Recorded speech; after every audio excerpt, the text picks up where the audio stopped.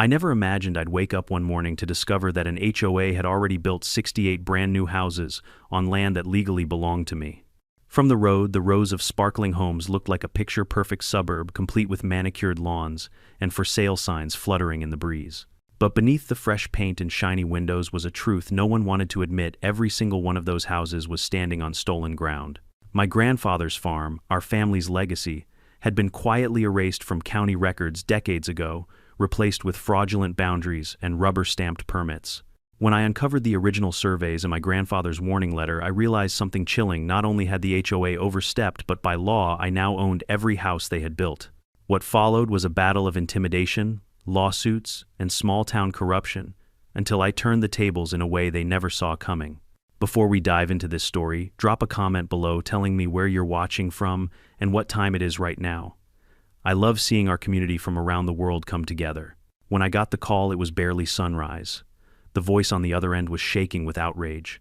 "Daniel, you need to come back. They're building on your grandfather's land. 68 houses, whole streets of them, and they've already put up the signs."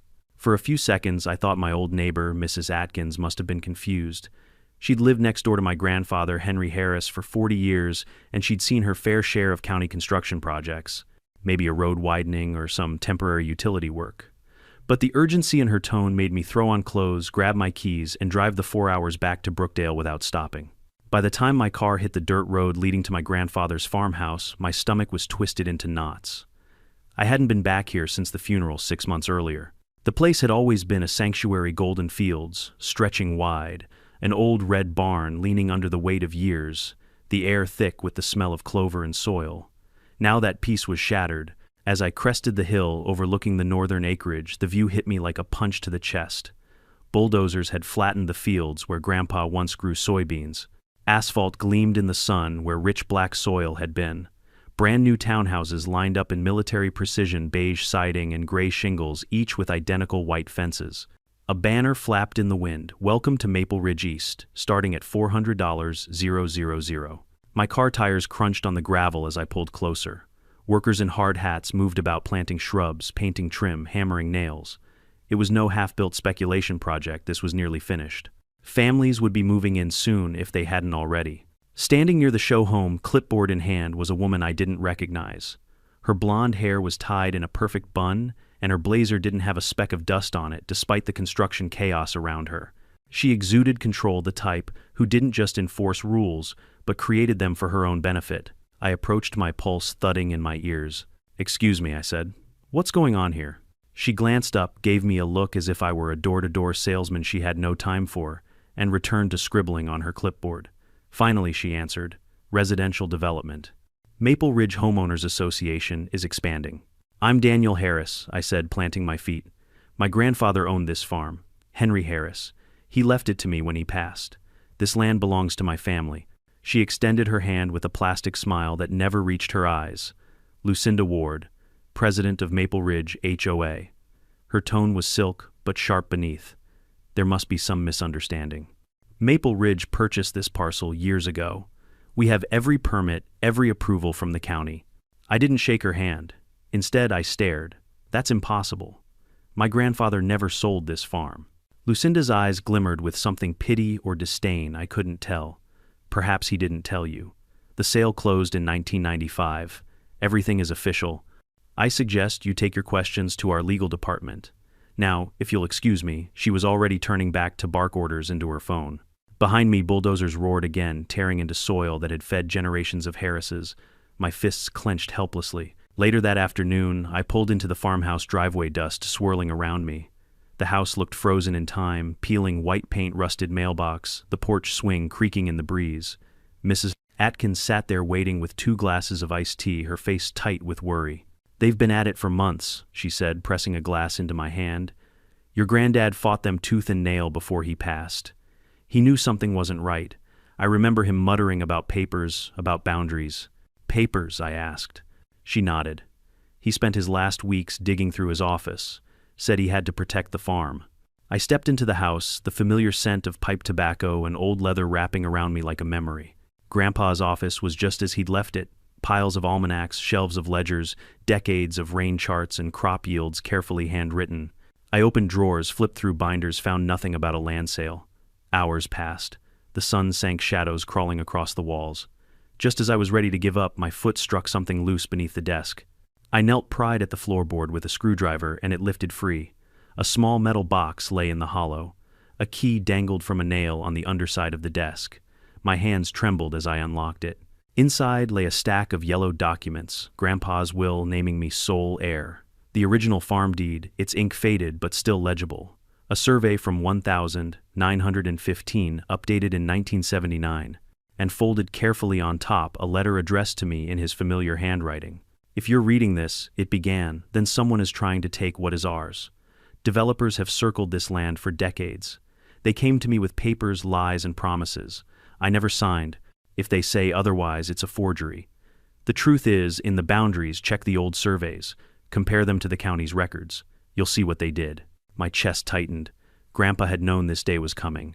He'd left me the tools to fight it. I spread the papers across the desk, my mind racing. The 1915 survey showed the farm stretching far beyond what the county claimed, now an extra 80 acres, including the very land where Lucinda's 68 houses stood.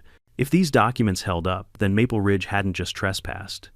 They had built entire neighborhoods on property that legally belonged to me. And under the law, if the land was mine, so were the houses. I whispered into the silence, my voice hoarse. Grandpa, I won't let you down. The stage was set. Lucinda Ward thought she had won. But she had just walked headfirst into a trap my grandfather had set decades ago, and I was about to spring it.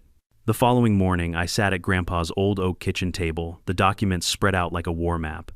The dawn light poured through the lace curtains, highlighting the ink strokes of surveys more than a century old. Every line, every note, every signature was a weapon waiting to be unsheathed. My pulse raced as I traced the boundaries with my finger. According to these surveys, Maple Ridge HOA hadn't just stolen land, they had erected a neighborhood empire on top of my inheritance. But reading paper wasn't enough. If I was going to fight Lucinda Ward and her HOA machine, I needed professional confirmation. I dialed the one number I remembered from my childhood, Victor Tran, a lawyer who had once helped Grandpa with a property tax dispute. To my surprise, he picked up on the first ring. Daniel Harris. His voice was slow, deliberate. Haven't heard that name in years. What brings you calling so early? They built houses, Victor, I said, trying to steady my breath. 68 homes, on my land. And I've got the surveys to prove it. There was silence then, a low whistle. Bring everything to my office in Brookdale today. This isn't something you sit on. By mid-morning, I was there, my truck loaded with boxes of Grandpa's files. Victor's office smelled of old books and black coffee. He wore a wrinkled gray suit, his glasses perched at the end of his nose. As I laid the survey's deed and Grandpa's letter across his desk, he examined them like a surgeon studying x-rays. These, he said, finally, tapping the yellowed surveys, are dynamite. If authentic, and they certainly appear to be, then you're sitting on what we call a quiet title action. You'd be entitled to clear the title in your name and void anything done without your consent. And the houses, I asked, my voice low. Victor looked up, meeting my eyes. If the land is yours, Daniel, then legally, so are the structures built upon it. 68 homes. By law, you could sell them yourself, lease them, or bulldoze them if you wanted. But let's be clear, this won't be an easy fight. They'll drag you through the mud, pull every string in county government. A shiver ran down my spine. The thought of families already living in those homes kept gnawing at me. But at the same time, the law was the law, and Maple Ridge had gambled on stolen ground. Victor leaned back, steepling his fingers. First step, file for an emergency injunction. That halts any further sales or construction until ownership is clarified. Next, we'll petition for a court hearing to establish your claim. I'll also call in a forensic document examiner to analyze these signatures. If your grandfather never sold, then someone forged papers to make it look that way. I nodded, clutching Grandpa's letter like a lifeline. He warned me. He knew they'd try this. That afternoon, we drove to the county courthouse. The marble hallways echoed as we filed the injunction. The clerk stamped the papers with a heavy thunk that sounded to me like the first cannon blast in a long war. But the HOA wasn't going to sit idle. By the time I returned to the farmhouse that evening, a white SUV with Maple Ridge compliance stenciled on the side was parked at the end of the driveway. Two men in polo shirts leaned against it, arms crossed, pretending to check their phones. When I tried to drive past, one waved a clipboard. Violation notice, he said without even looking me in the eye. Unauthorized vehicle access. This road is now HOA property. I laughed, sharp and bitter. Nice try. This is my driveway. Always has been. He shrugged. Talk to the board. He slapped the notice against my windshield before stepping back. Inside, Mrs. Atkins waited with dinner she'd brought over chicken casserole, steaming and fragrant. Her hands shook as she set the dish on the counter. Daniel, they're gonna make your life hell. They did it to the Johnsons, to the Ramirez family. Anyone who stood in their way got buried under fines and code violations until they sold. Not me, I said, though, my stomach tightened. I've got something they don't expect proof. That night, I combed through more of Grandpa's papers. Ledger after ledger of rainfall crop yields repair notes. The man had tracked everything. And then in a folder marked Easements and Boundaries, I found copies of county filings from 1986 and 1998, both shifting the northern boundary of the farm. The signatures were shaky imitations of Grandpa's handwriting, but I remembered his neat, sharp penmanship. He would never have scrawled like this. The next morning, Victor arranged for a certified surveyor, a man named Carter Holt, to walk the property. Carter was in his 60s with sunburnt skin and a no-nonsense demeanor. He studied the old surveys, then spent hours marking corners with GPS equipment. When he returned, he shook his head. Your grandfather's surveys were spot on. The county records, completely off. They shaved nearly 80 acres north and east, Daniel. That's not a mistake. That's deliberate. Hearing it out loud made the weight sink deeper. This wasn't a misunderstanding. It was theft. Meanwhile, news spread fast. By the third day, I had families showing up at the farmhouse, nervous and angry. A young couple, the Millers, knocked timidly on the door. We just closed on a house last month, the husband said, wringing his baseball cap in his hands. Are you saying it's not ours? I sighed. The land legally belongs to me. That makes the house technically mine too. But I'm not here to ruin people's lives. I want fairness. I want justice for what the HOA stole from my family. Behind them, more residents gathered, faces, pale children clinging to parents, neighbors whispering. Panic was brewing, and I could see Lucinda's plan pit me against the very people she'd duped. That night, as I locked up Grandpa's office, my phone buzzed with a blocked number. I answered. You're making a mistake, Lucinda's voice purred through the static. You think you've found some dusty old papers. The county stands with us, the bank stands with us, and soon those homeowners will stand against you. Drop your claim, Daniel. Walk away while you still can. Her confidence was venomous, but I heard the edge of fear beneath it, and that gave me strength. I set the phone down, staring out the window at the dark silhouettes of those 68 homes. My grandfather had built a life out of this soil. Lucinda thought she could erase it with bulldozers and signatures. But she had underestimated both him and me, because this wasn't just about saving land, it was about reclaiming an entire community from corruption. And now I wasn't just defending the farm, I was preparing to legally own every single house she had built. 3 days after filing the injunction, the courthouse granted us a temporary stop work order. For the first time since I had driven back into Brookdale, the bulldozers on the northern fields went silent. The crews stood idle, their yellow machines parked in neat rows like an army waiting for new orders. To me, it felt like the first breath after nearly drowning, but I knew it wouldn't last. Victor met me at the farmhouse early that morning, his tie askew and his briefcase bulging with files.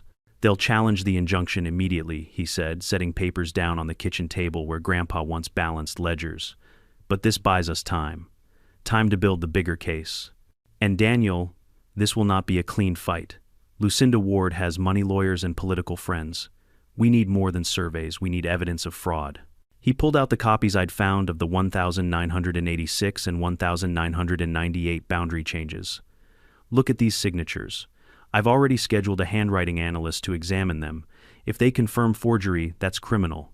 And if it's criminal, we can push harder. I nodded, though, my stomach churned. The thought of dragging Grandpa's name into court documents, of exposing decades of corruption, weighed heavy. Still, I could almost hear his voice. Land is legacy, Daniel. You don't let anyone steal legacy. Victor's plan was precise. Step 1, establish the surveys as valid. Step 2, prove the county records had been manipulated. Step 3, show that Maple Ridge HOA acted knowing the land wasn't theirs. If all three held, then every house standing there now would legally belong to me. Later that afternoon, we drove to the county recorder's office. The building was a squat brick structure, with fluorescent lights buzzing overhead.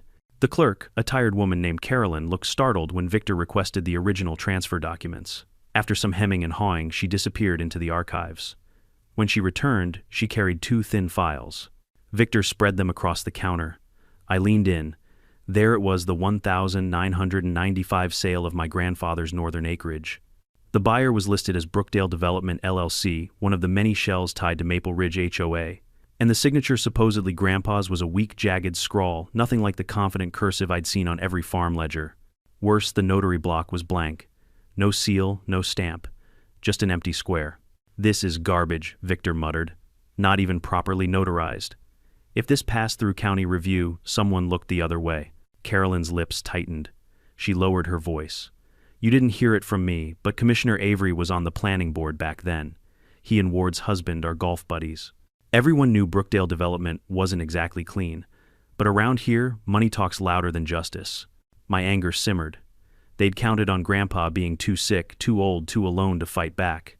But they hadn't counted on me. When we stepped outside, a black SUV idled across the street. The driver's sunglasses, hiding his eyes, pretended to check his phone as we walked by.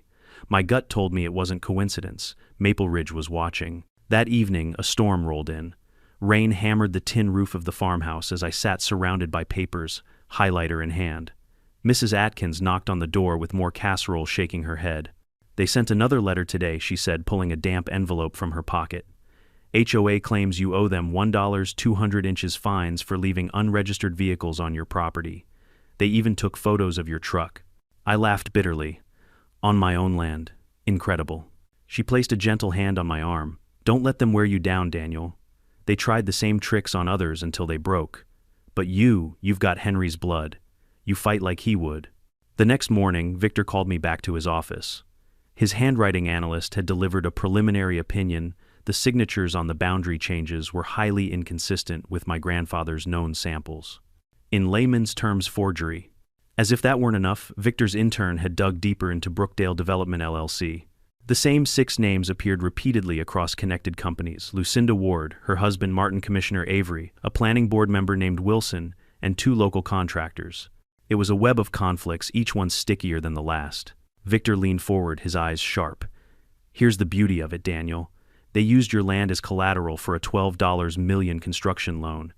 That means the bank thinks it's theirs. But if the court rules it was stolen property, the loan is built on sand. The bank will come after them, not you. And trust me, banks don't forgive fraud." For the first time, I felt the tide shift, however slightly. It wasn't just me against the HOA anymore. It was me, the law, and soon enough the bank's lawyers circling like wolves. That evening I returned to the construction site. The heavy machinery sat quiet tarps covering unfinished roofs. Yet Lucinda was there, her heels clicking on the wet pavement, her phone glued to her ear. She spotted me instantly, her smile sharp as a blade. "You think you've won something?" she said, snapping her phone shut. "A little injunction, cute. But these houses are sold. Families are moving in. Do you really want to be the man who takes homes away from children?" Her words hit like a jab, but I didn't flinch. "I want what's mine. And the law agrees." Lucinda stepped closer, her perfume sickly sweet against the damp air. "Let me make this simple. Drop your claim. We'll cut you a check for $2 million tax-free. You walk away, and nobody ever knows. $2 million. The number hung in the air like bait on a hook. Enough to change my life. Enough to buy 10 farms somewhere else. But I thought of Grandpa's letter, his neat script warning me not to let them steal what he'd protected for decades.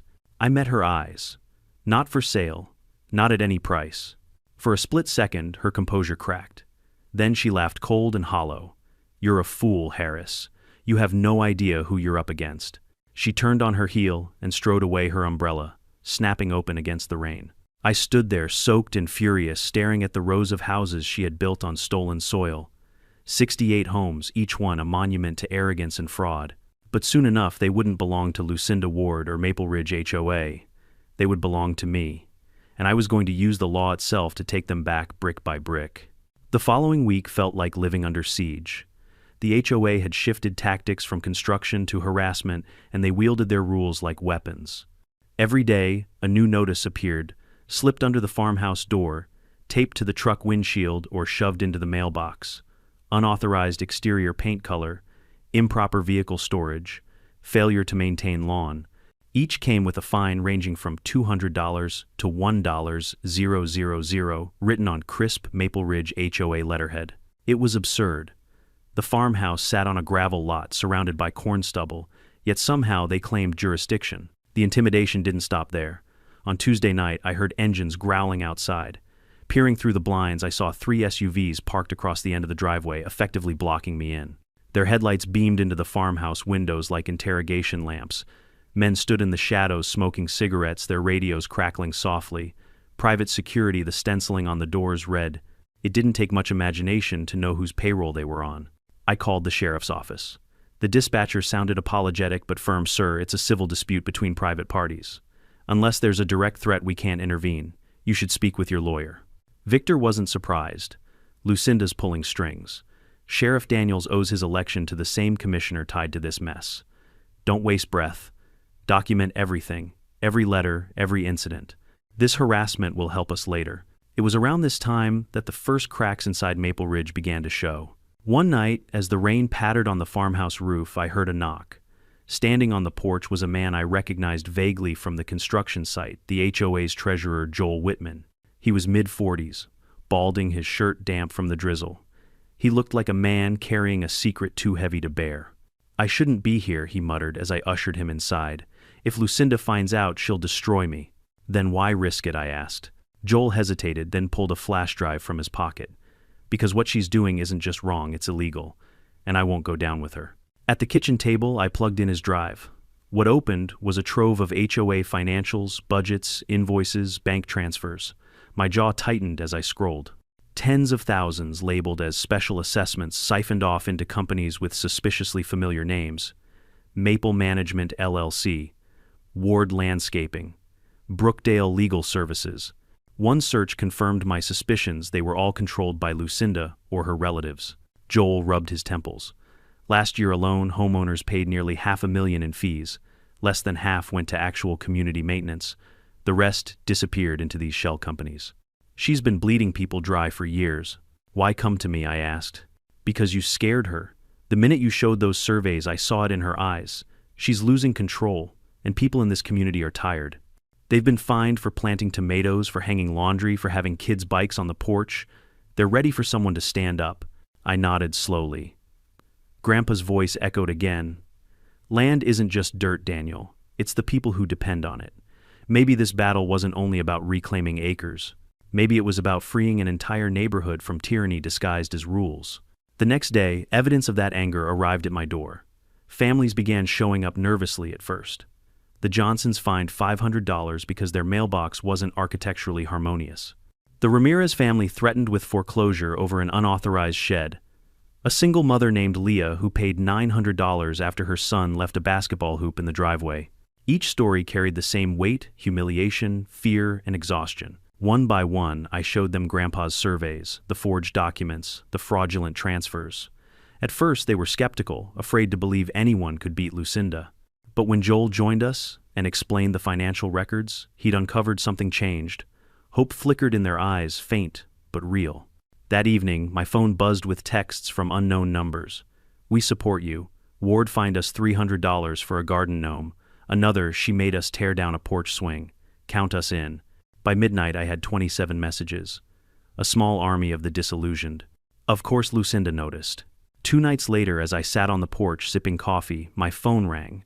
Her voice slid through the speaker like oil.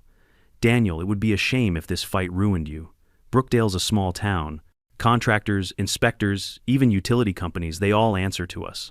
Already noticed your water pressure. Imagine what happens when your electricity fails." The line clicked dead. A chill ran down my spine. Within 24 hours, the threats became real. The farmhouse water pressure dropped to a trickle, then stopped. When I called the utility company, they claimed scheduled maintenance. That same evening, a county inspector arrived, unannounced, clipboard in hand. He cited me for faulty wiring, a leaning porch railing, and a non-compliant septic system, each violation carrying a fine. The total repairs would cost thousands. The final insult came when a pizza delivery driver refused my order, saying he couldn't find my address anymore. Somehow my property had been removed from the GPS system. It was psychological warfare, and I was the target. But instead of breaking me, it hardened my resolve. That night, Joel returned with more files, his eyes darting nervously toward the darkened fields, where Maple Ridge's security still lurked. He opened his laptop and showed me internal HOA meeting minutes. In bold letters, one entry read, "Motion passed to use remaining Harris parcel as collateral for expansion loan. Title irregularities dismissed as settled. Title irregularities, I repeated. They knew. Joel nodded grimly. They always knew. They counted on no one caring enough to fight. I leaned back, staring at the ceiling beams blackened with age. Well, they counted wrong. The following morning I drafted a plan. No more waiting for Lucinda to strike. I would gather the homeowners, expose the fraud, and offer them something Maple Ridge never had: honesty. If the court ruled in my favor and all signs pointed that way, I wouldn't evict families. Instead, I'd sell them their homes fairly, legally, and without the tyranny of bogus fines. It was bold, risky, and bound to make Lucinda furious. But for the first time since stepping foot back in Brookdale, I felt like I wasn't just defending Grandpa's farm. I was fighting for an entire community. And this time, I wasn't alone. 2 weeks later, the community center was packed to the rafters. Folding chairs scraped against the linoleum floor as families filed in, murmuring anxiously.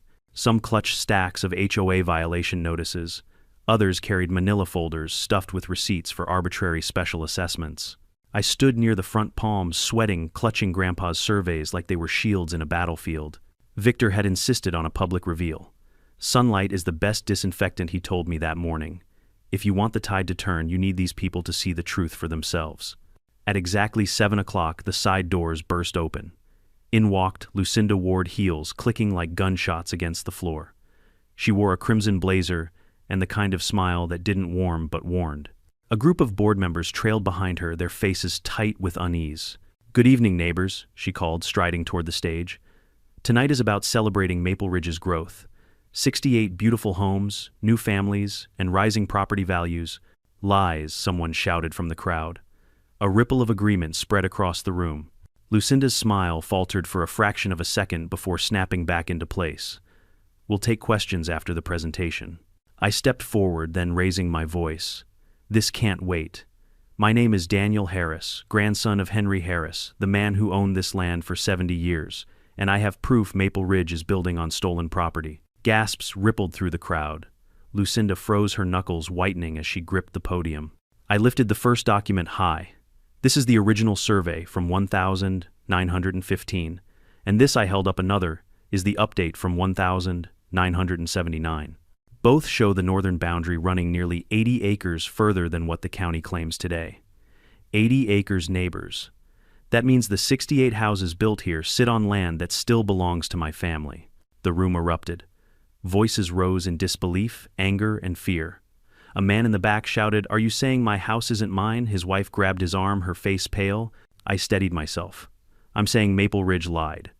They used forged documents and corrupt officials to erase the boundaries of my grandfather's farm, and then they built over it. But here's the law.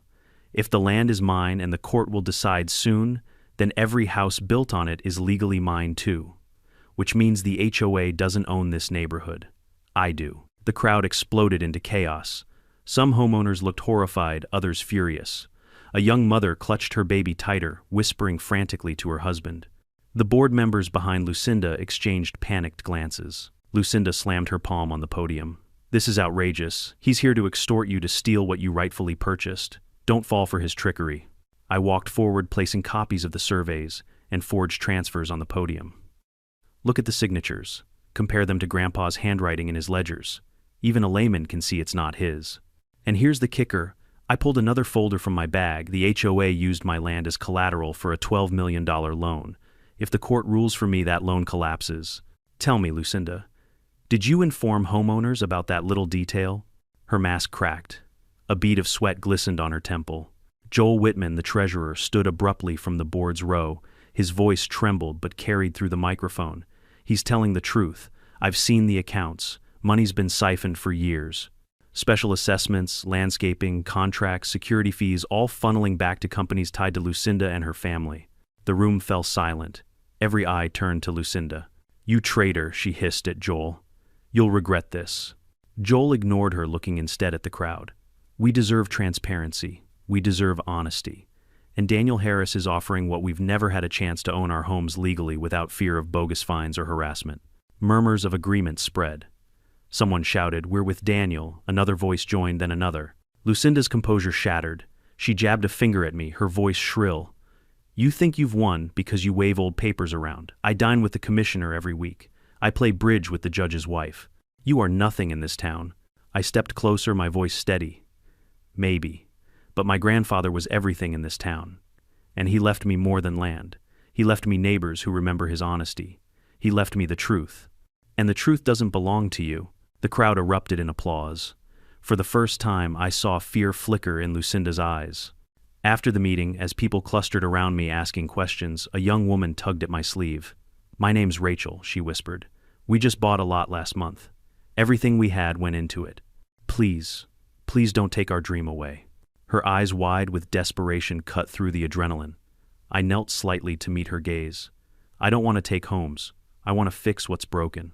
If the court rules in my favor, I'll sell every house back to its residents legally, fairly, and without Lucinda's stranglehold." Tears filled her eyes. She nodded slowly. "Thank you." As I left the hall, I felt Lucinda's glare burn into my back. She stood with 2 board members hissing into her phone, no doubt calling every ally she had left. I knew retaliation would come swiftly, but tonight the tide had turned. The people no longer looked at me as a stranger threatening their homes. They looked at me as a possible way out, and Lucinda knew it. Back at the farmhouse, the phone buzzed with dozens of messages from supportive homeowners. Joel texted me one line, "You lit the fire tonight.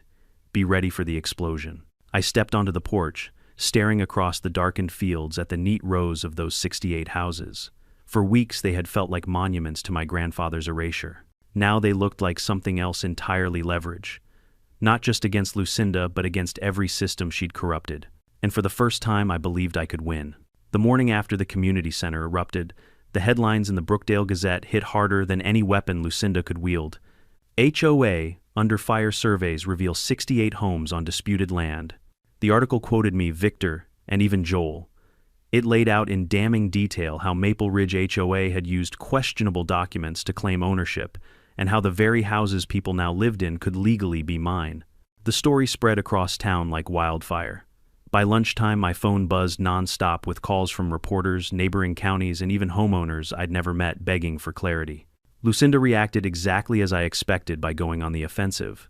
She held a press conference in front of the Maple Ridge Clubhouse, flanked by Commissioner Avery and 2 board members. I watched it on local TV, sipping cold coffee from Grandpa's chipped mug. "This man is exploiting grieving families," Lucinda declared, her voice trembling with forced outrage. "He waves century-old papers and dares to claim homes where children sleep and families thrive. Maple Ridge has all the proper approvals. The county stands with us." But when a reporter asked about the forged signatures and missing notary stamps, her mask slipped. She stammered, glared, and finally stormed off camera. Avery hurried to cover her tracks, but the damage was done. That evening, Victor arrived at the farmhouse with something new, an environmental survey. He tossed the file onto the table. "Remember the wetlands at the north edge? Your grandfather was meticulous about protecting them. Turns out they're home to 2 endangered species. Under the Clean Water Act, Section 404, it's a federal violation to fill or build on those marshes without a permit. Maple Ridge didn't even apply." I flipped through the report, my heart pounding. Photos of herons nesting, maps of floodplains, even soil analysis. It was undeniable. So not only is the land mine I said, but building here is outright illegal. Victor grinned for the first time in weeks. "Exactly. This takes it out of Lucinda's backyard courtroom games and into federal jurisdiction. She won't be able to bribe her way out of this one." The timing couldn't have been better. 2 days later, federal inspectors arrived unannounced. I stood on the porch watching black SUVs pull into the muddy construction site. Agents in windbreakers spread out cameras, flashing, as they documented half-built foundations sitting squarely in protected wetlands. Word spread fast. By evening, the same homeowners who once feared me now rallied outside the farmhouse with hand-painted signs, "Fair homes, not fraud. Stop Ward, save Brookdale." Kids held banners while parents honked horns in support. For the first time, Lucinda wasn't just fighting me, she was fighting her own community. But she wasn't finished.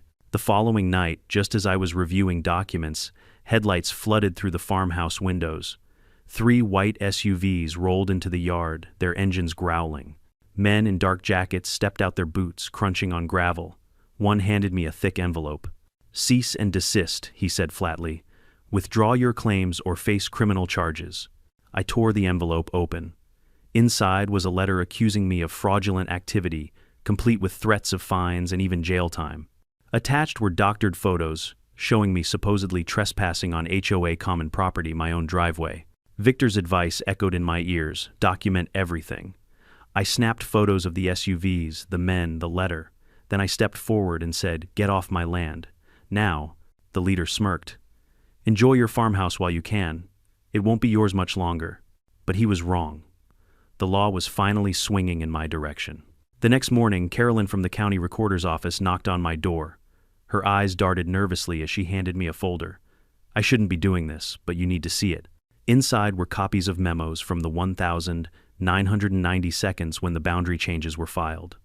One was signed by Commissioner Avery himself, authorizing the adjustment without full review. Another noted a verbal approval from Planning Board Director Wilson.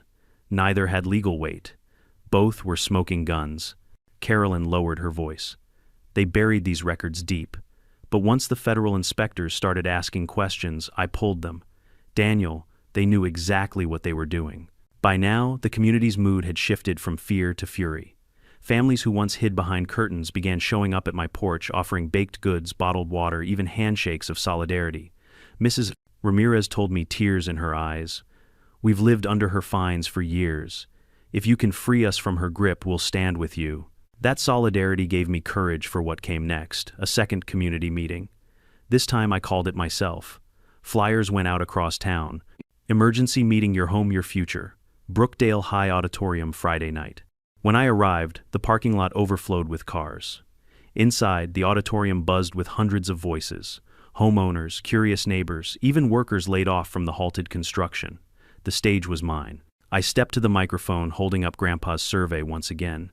"The court will soon decide what we already know, that this land was stolen. And when that ruling comes, I won't throw families out. I'll sell each home back to you legally, fairly, and without the corruption of Maple Ridge HOA. Together, we can form a new coalition, one that doesn't bleed you dry with absurd fines, one that actually serves the community." A roar of applause filled the room. People stood clapping, some even cheering through tears. Then I dropped the bombshell. "And one more thing, Maple Ridge built part of this neighborhood on protected wetlands. Federal law will stop them cold. They gambled with your futures and they lost." Gasps echoed, followed by angry murmurs. In the front row, Joel stood and raised his hand. "I've seen the books. Over $400,000 of your money went into Lucinda's pockets last year alone, landscaping contracts to her nephew, security fees to her brother-in-law. It ends tonight." The crowd erupted again. Some chanted, "Down with Ward, down with Ward." Lucinda was there, of course. She stormed down the aisle, her face flushed crimson. "You fools," she screamed, pointing at me. "He'll ruin you all. He doesn't care about your homes, he just wants power." But her voice was drowned in the thunder of boos. People turned their backs on her as she tried to shout over them. She realized in that moment she had lost her most important weapon, fear. I raised my hand, calling for quiet. "This isn't about me. It's about every family here. It's about the Harris land, yes, but it's also about freedom from tyranny. Tonight I ask you, will you stand with me?" The answer came like a tidal wave. Nearly every hand in the auditorium shot up. The noise was deafening, a wall of hope and anger crashing down on Lucinda's empire. She glared at me, her lips curling into a snarl. "You'll regret this, Harris. I promise you that." But I could see it in her eyes. She was cornered, and she knew it. That night, as I walked back to my truck, dozens of homeowners surrounded me, shaking my hand, thanking me, pledging their support. For the first time since this battle began, I didn't feel like a lone heir fighting for a dead man's farm. I felt like a leader of something bigger, a rebellion. Lucinda had her threats. I had the truth, the law, and now the people.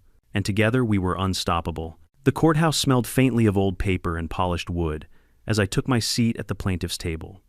Weeks of preparation, sleepless nights, and endless harassment had brought me here to the first major hearing of Harris v. 7, Maple Ridge HOA. Across the aisle, Lucinda sat stiff-backed in a tailored navy suit, her eyes cold, her lips twisted into that same smile she used to intimidate homeowners at community meetings. Around her were 3 attorneys from a prestigious firm in the city. But for all the pomp, I could see the tightness in her shoulders. She knew the tide had shifted. Victor leaned toward me, whispering, "Stay calm. Let the documents speak." The judge entered, a heavy-set man with thinning hair and a reputation for fairness. "We are here to determine the validity of the Harris property surveys and the contested boundary adjustments recorded in 1986 and 1998. His gavel struck. Proceed. Victor rose, walking deliberately to the evidence board. He held up Grandpa's original 1915 survey enlarged on a poster. Your Honor, this survey, updated again in 1979, shows the Harris farm extending 80 acres north and east of its current record. For decades, this land was farmed by Henry Harris, taxes paid faithfully, boundaries never disputed. Then suddenly, in 1995, a shell company tied to Maple Ridge HOA filed a deed transferring the land. But the supposed seller, Mr. Harris, never signed anything. He flipped to the forged document, then another enlarged poster showing Grandpa's true signature from his will. The difference was glaring, one neat and fluid, the other jagged and clumsy. To confirm, Victor continued, we called a forensic document examiner. An older woman with wire-rimmed glasses approached the stand. She testified calmly, pointing out the inconsistencies, stroke hesitations, letter formations, ink pressure. In my professional opinion, she concluded the signatures on the 1,986 and 1,998 boundary adjustments were not written by Henry Harris. Lucinda's attorneys objected, muttering about irrelevant testimony, but the judge silenced them with a raised hand. Overruled. Continue. Next came the county clerk, Carolyn, visibly nervous, as she recounted the buried memos linking Commissioner Avery to the fraudulent filings. Proper procedure was ignored, she admitted. There was no notarization, no full review. The changes should never have been accepted. The defense tried to paint her as unreliable, but she produced copies of the memos complete with Avery's signature. The courtroom murmured, and even the judge's brow furrowed. Then came the blow Victor had been saving. He called Joel to the stand. The treasurer carried with him a thick binder, Maple Ridge's financial records. His voice trembled at first, but steadied as he spoke. For 7 years, I've watched as Lucinda siphoned homeowner dues into companies owned by her relatives, landscaping security, even legal retainers contracts awarded without bids, invoices inflated, hundreds of thousands disappearing. When Daniel Harris presented the surveys, I realized the land Maple Ridge built on wasn't ours to begin with. That's when I decided I couldn't stay silent. Lucinda shot up, slamming her palms on the table. He's lying. He's a disgruntled employee. Sit down, Miss Ward, the judge barked.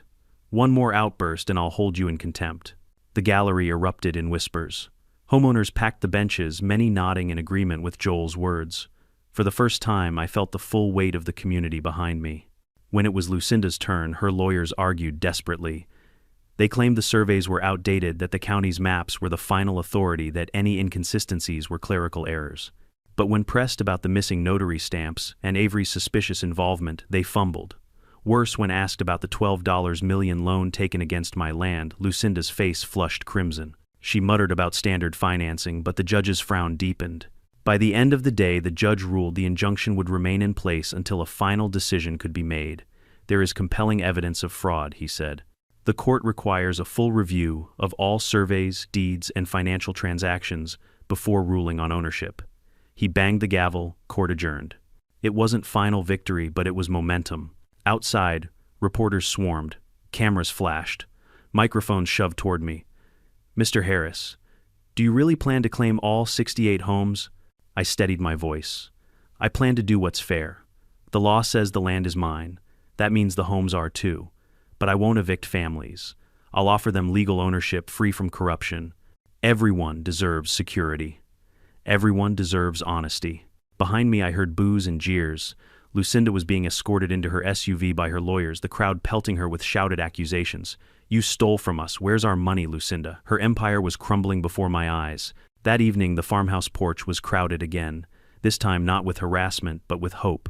Families gathered, children running in the yard, while parents thanked me with tears in their eyes. Mrs. Ramirez hugged me tightly. For years, she made us feel like trespassers in our own homes. You gave us back our dignity. I looked out toward the silent construction site, the half-built houses standing ghostly in the twilight. This war wasn't over. Lucinda still had connections, money, and venom. But I had something stronger now, truth backed by law, and a community ready to fight with me. Victor joined me on the porch, sipping sweet tea. You realize what's coming next, don't you? Discovery phase. We'll subpoena emails, bank records, everything. If there's dirt, and there is, we'll find it. Lucinda's about to be buried under her own lies. I nodded, my jaw set. Good. She buried my grandfather's legacy once. It's time she learns what happens when the truth digs its way back out. The cicadas hummed as night fell their chorus, mixing with the distant voices of neighbors laughing on my lawn. For the first time since this nightmare began, I let myself smile. The trap Grandpa laid decades ago was tightening, and Lucinda Ward had no way out. The weeks that followed were a blur of subpoenas, depositions, and tense meetings. Victor worked tirelessly, assembling an arsenal of evidence that cut through Maple Ridge's defenses like a hot knife. Every email, every bank statement Joel handed over painted the same picture: an HOA turned personal empire with Lucinda Ward at its center. Discovery unearthed contracts awarded to her nephew's landscaping company 3 times the market rate, payments to her brother-in-law's security firm, which amounted to a handful of men leaning against SUVs smoking cigarettes.